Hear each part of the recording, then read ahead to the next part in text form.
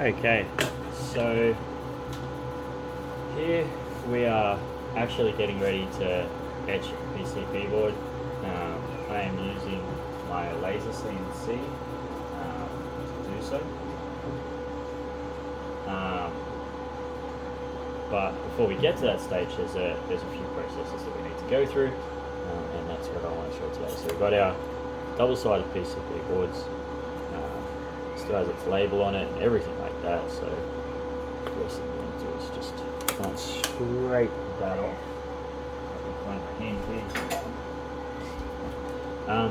You can use hot water and stuff like that to sort of get this off, but I found that these PCB boards actually tend to end up marking up a little bit, and I'm not too fussed if I scrape it because I'm going to sand it down anyway, so that to try and get rid of the top coating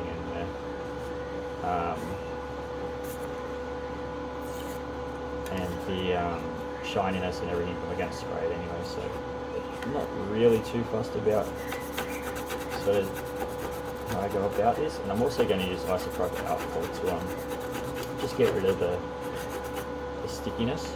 So just go down into our little rubbish box down there.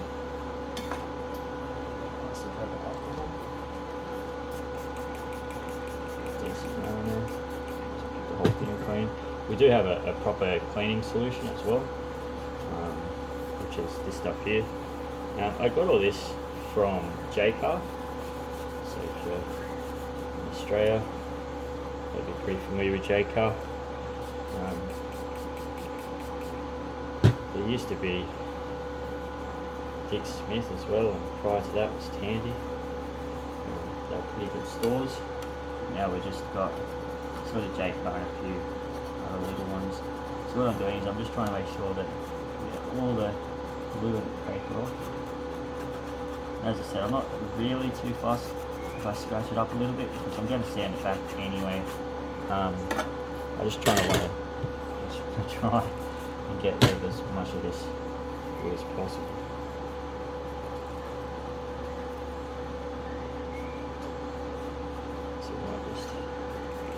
So I'm just going to let that sort of soak into the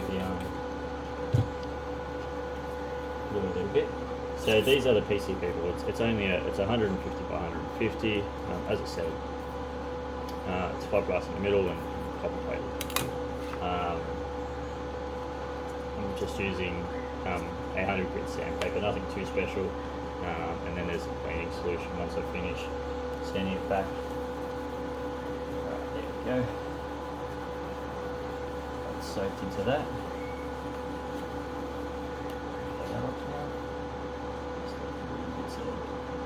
Everything else will come off with the sandpaper now anyway. Alright, so now, generally once you do this part you want to wear gloves, but this is legitimately just a quick way of showing it. I already have one that I've done that I don't want to touch, but basically I just do a quick sand over. You got to remember that if you are doing both sides of the PCB board, you really want to make sure you do this on both sides. And so what we're trying to do is, you can see all these like sort of fingerprints. I don't know if you can sort of see it there, but there's all like fingerprints and everything where people either touch in the store or even your own fingerprints. You can generally clean all that up.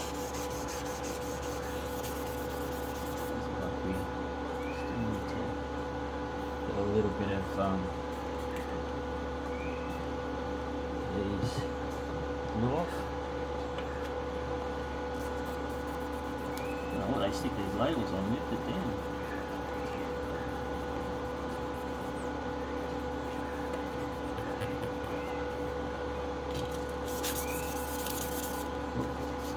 Got a bit of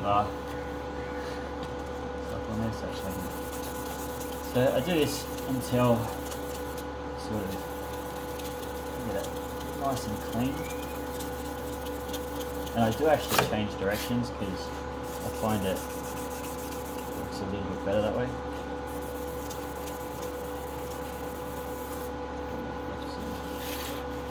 can sort of see the shadowing and stuff like that, which makes it a bit annoying, but hopefully that'll help you see that I am actually sanding it.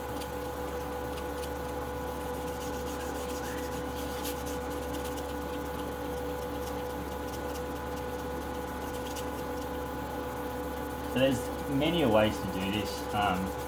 You can use, I do have some somewhere, but I don't think it's actually here at the moment. Oh, it might be over here. You can use, yep, you can also use this stuff, which is just, you know, printed circuit form. But I actually wanted to have a go at actually sort of making the board. It's getting nice and smooth now. Because it is also for my uni project, so you know, put the time into it. Now, as you can see, from that to that, that's sort of where you want to be. If you are doing both sides, you really want to do both sides, so we are actually going to do both sides. Just bench a bit of a wipe down, remembering that we are also going to clean it after this anyway.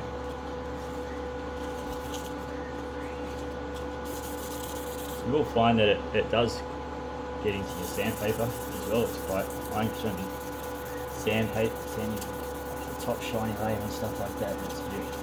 And in some cases they put like a protective coating on the top as well that you want to get off.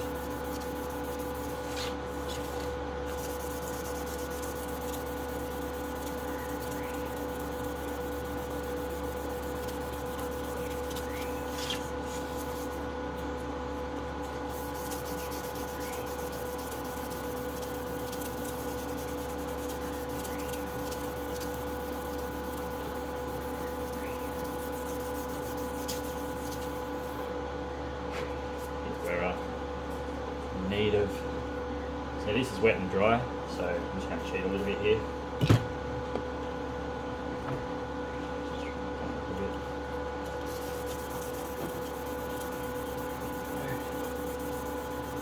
You can generally feel it.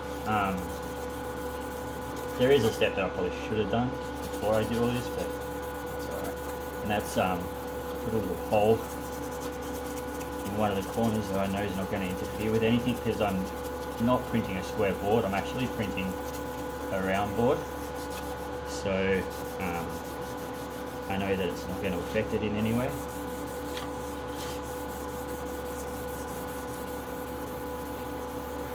So that way I can hang it.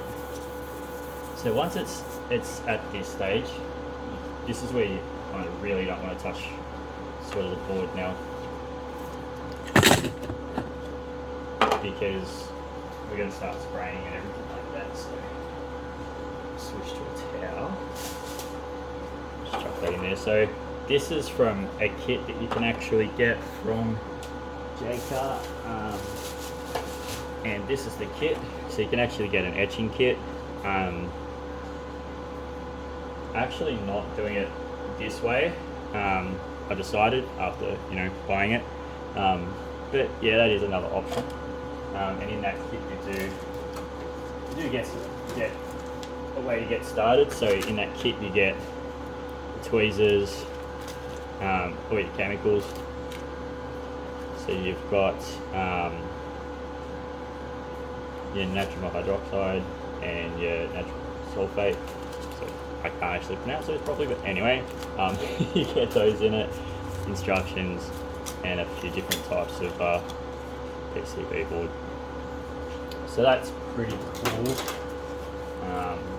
And you get this tub, and so far that's really all I'm using, because I am actually doing it all manually. I don't know, so I have my ammonium sulfate here, and I'm actually going to manually etch mine. Anyway, so what we do from here, so we just grab this stuff. It's already pre-mixed, already pre-done, nice and easy. So it's just the cleanium. I mean, you could use anything really. I was there and thought I'd just have a look, and it does actually seem to clean it up quite nicely. So let's just make sure that we've got all the sanding off. As you can see, it gets a bit bubbly because that's just like a bit of soap and a little bit of chemical. It's all friendly. It says that it's environmentally friendly, so let's just give it a nice clean up there. Just wipe her down, make sure that we've got no bubbles or anything anywhere. And there we have a nice clean PCB board.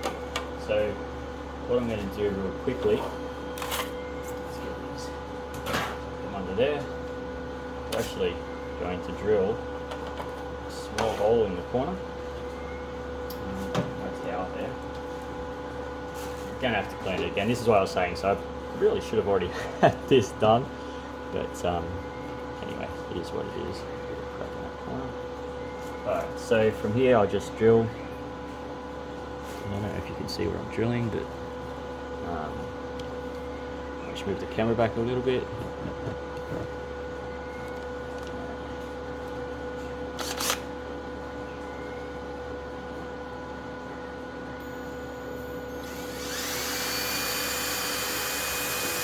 So I'm still making my little work area. I haven't finished building this bench yet, and that's why you'll notice that I do have to support it. Alright. So that there is, and as you can see, you can sort of see, I don't know if you can or not, but you can actually see the fiberglass in there. So that's now essentially ready to go. From here, I would just hang it up and actually spray it with, I just use black enamel, just, it doesn't really matter, but that's what I use. Just have that hanging up there, and then the end result that we're looking for, I don't know if I have the other sheet either. I think I might have included that somewhere, but okay.